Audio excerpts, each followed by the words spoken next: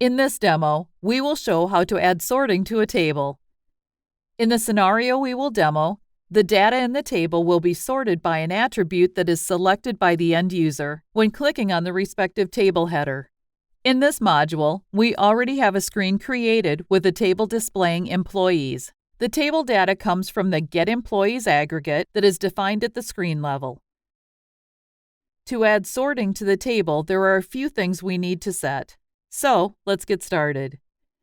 On each header cell, we can define the sort attribute. In this case, let's pick the employee name from the suggestions. For each column that we want to have sorting capabilities, we need to set the attribute in the header cell. We can do it also for the remaining two columns exactly the same way. This process relates to the column in the table with the respective attribute in the database that we want to sort by. To complete the UI part, we need to define a handler for the built-in onSort event of the table.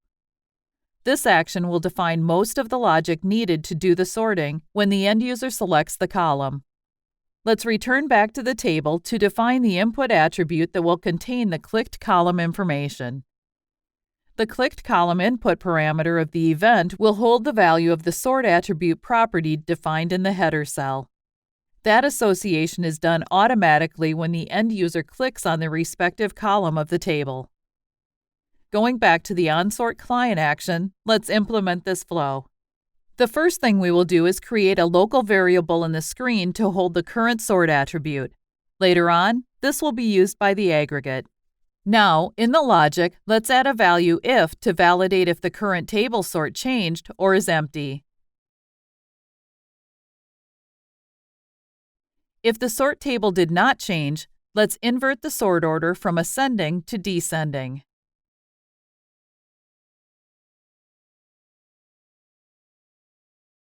In the false branch of the if, we'll simply set the table sort to the new sort attribute.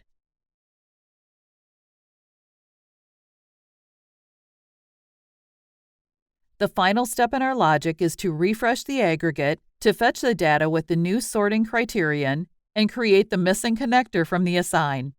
The only piece missing is to actually use the table sort variable in the Get Employee aggregate to define what we want to sort by. For this, we will add a dynamic sort to the aggregate.